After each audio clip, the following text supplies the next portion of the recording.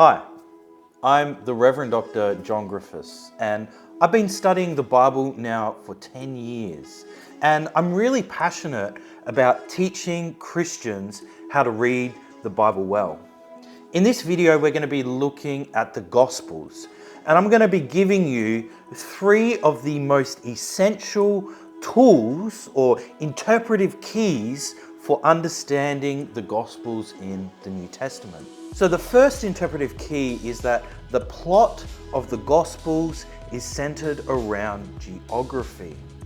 You see, if you were to open up the Gospels to me and you were to open up to a random page, me as a Bible scholar, the first thing that is going through my head is, where is Jesus? Right? Where is Jesus? Because this actually determines so much about the types of things that Jesus is doing. It helps you locate where Jesus is and what he's doing.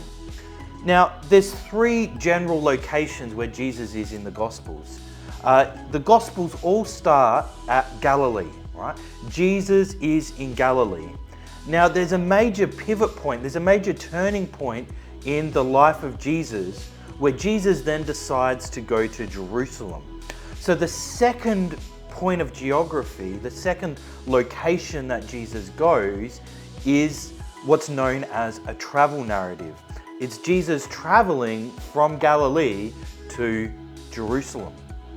And then obviously the third location where Jesus goes is Jerusalem. This is where he does his demonstration in the temple, and this is where he ultimately is crucified. Now, this might seem obvious to you, but actually when we begin to dig a little bit deeper into Jesus' life, we see that these different locations are actually very important. And they actually represent different types of ministries that Jesus does.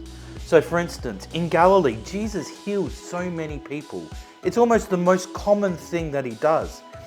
In Galilee, Jesus calls people to be his disciples and they follow. Right. Now, when we look at the travel narrative, Jesus heals a few people, but actually he does a lot more teaching in his travel narrative. When Jesus calls people on his travel narrative, they don't follow him. Right. And then when we get to Jerusalem, Jesus doesn't heal anyone.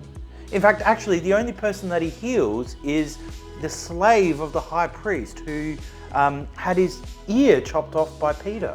Right. That's the only healing that Jesus does in Jerusalem.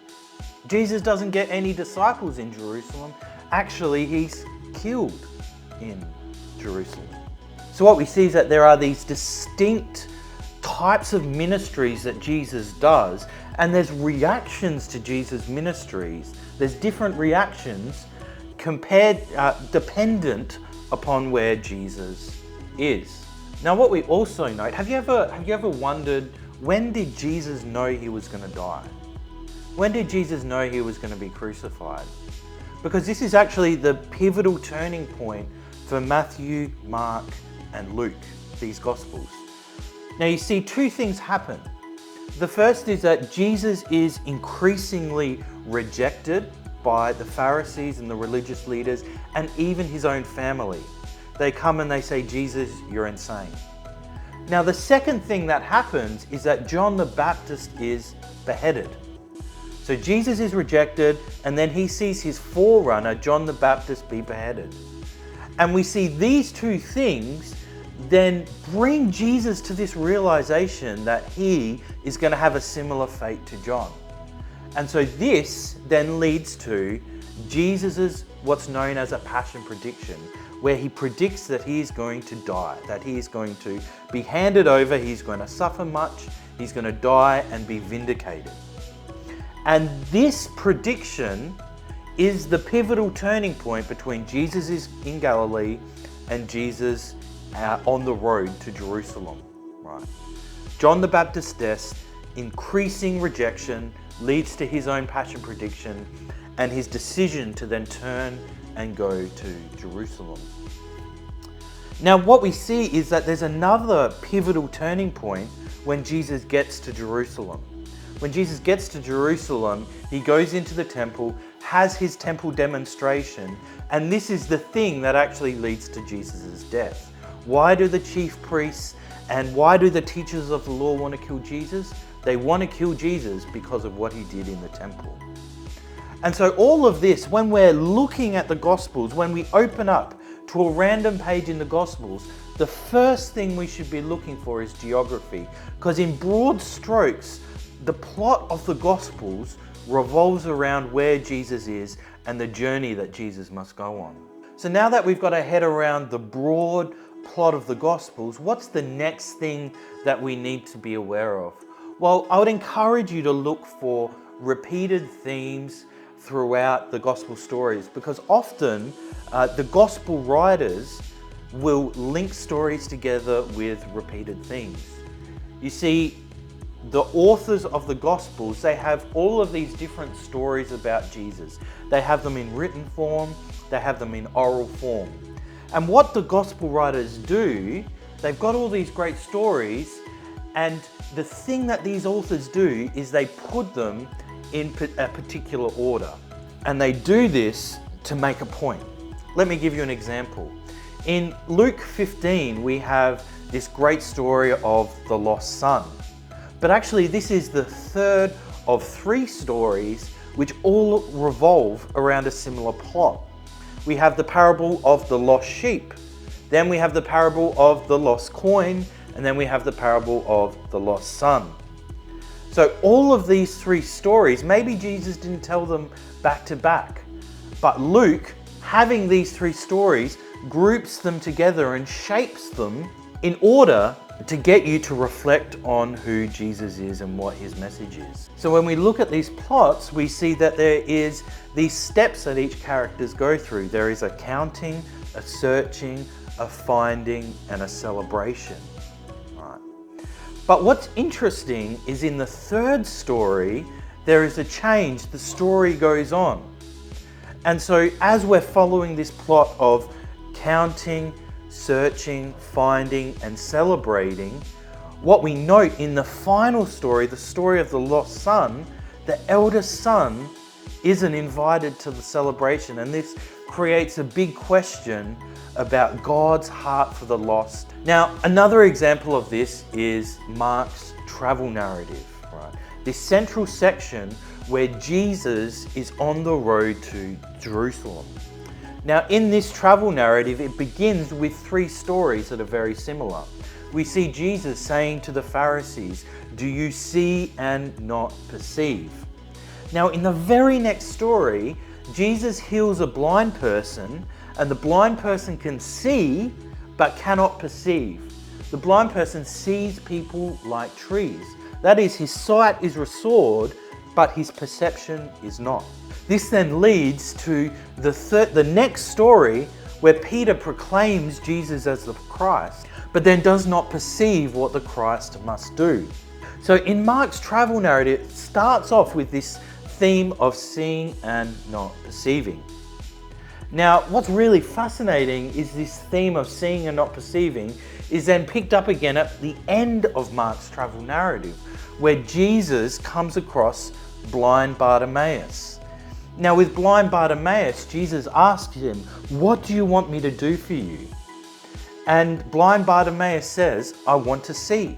Now here, Jesus doesn't need to heal the blind Bartimaeus twice.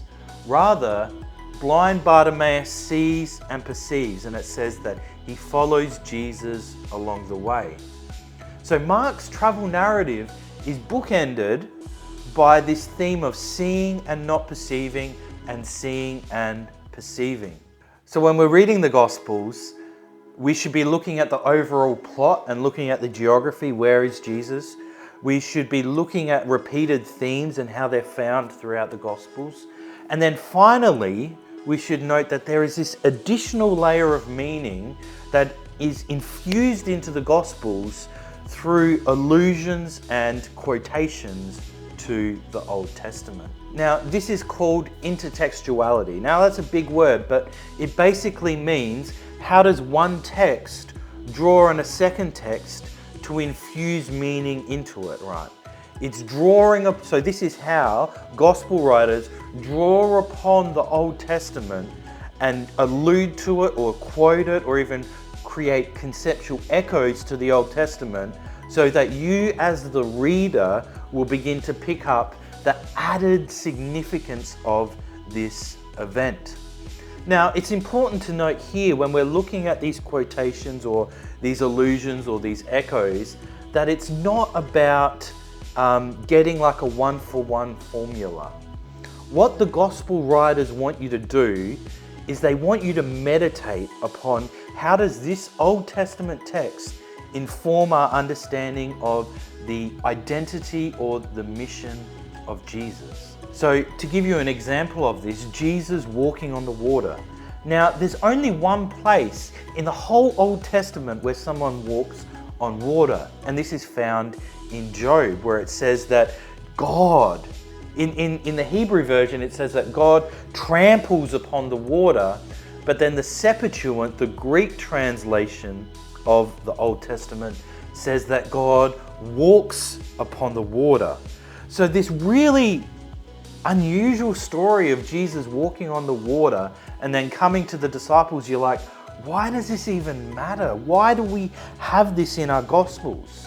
What we see is that when we understand that there's this allusion to Job, what we begin to see is that the question that the disciples asked, who is this? It's something that we're meant to ask as well, and we're meant to have Job in front of us here and this story in the Gospels here and begin to meditate on how the two inform us about the identity and the mission of Jesus. So, if I was sitting next to you and we were reading the Gospels, what is the process that I would be guiding you through to find these quotations and to find these allusions? Now, some of them are quite obvious because the Gospel writers will say, as the prophet Isaiah said, for example, or they'll introduce the formula, and this is quite clear in the Gospels when something is a quotation. And sometimes even down the bottom you'll see a little number next to a line of poetry or a saying, and if you follow that number down to the bottom, you'll see it's actually a quotation from the Old Testament. So these are really easy ways to find quotations. Even from there, how do we find the allusions? How do we find the echoes? Well, a good Bible will have a column or maybe even more information down the bottom, and it'll begin to suggest to you some allusions or some echoes that are found within the gospel text. So as we're reading, we're not just reading the literal words, but I would encourage you, if you want to find this additional layer of meaning, if you want to find what the gospel writers want you to meditate on, I would encourage you to follow this little thread, look at how the gospel writers are alluding to different Old Testament passages and how we're meant to meditate on. So to find these allusions, we're looking in the columns of our Bibles, and it's going to begin to help you to see what Old Testament passages lie behind this story of Jesus. So once we've noted this quotation or allusion, what do you do then? Well, the first thing that you need to do is you need to go back and read that whole chapter of the Old Testament. Right. Usually, when something is quoted or when something is alluded to from the Old Testament in our Gospels, it's not just that phrase, but it's actually that whole chapter that is important. I'll give you an example of this. When Jesus goes into the temple, right? He goes into the temple and says, "You have made it a den of robbers." Now, this isn't just a random phrase that Jesus made up.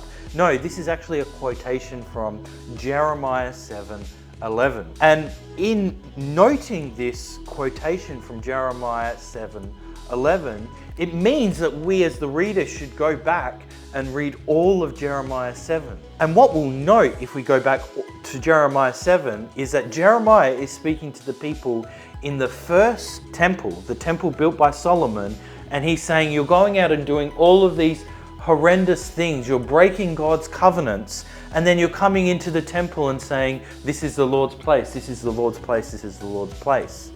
And you've turned it into a den of robbers. So this short little quotation, den of robbers, actually helps us understand part of what is going on with Jesus' demonstration in the temple. And then thirdly, we should be reflecting upon how this passage informs the identity and the mission of Jesus.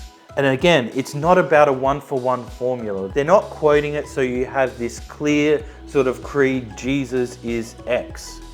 Rather, what they want you to do is read Jesus and meditate upon Jesus, and they're bringing in all of these Old Testament passages and encouraging you to think about how Jesus fulfills these Old Testament passages. So these allusions and these echoes should bring us to a place where we contemplate the life and the ministry of Jesus. Now, this is just the first video of 5 that I'm making about the gospel. So if you want to look at a gospel in particular, I'd encourage you to subscribe to my channel, to go to my channel page, and there you'll find some other videos about the different gospels that we have in our New Testament. Hey, and if you want to encourage me, leave a comment, like the video, that would really bless me. All right, see you soon.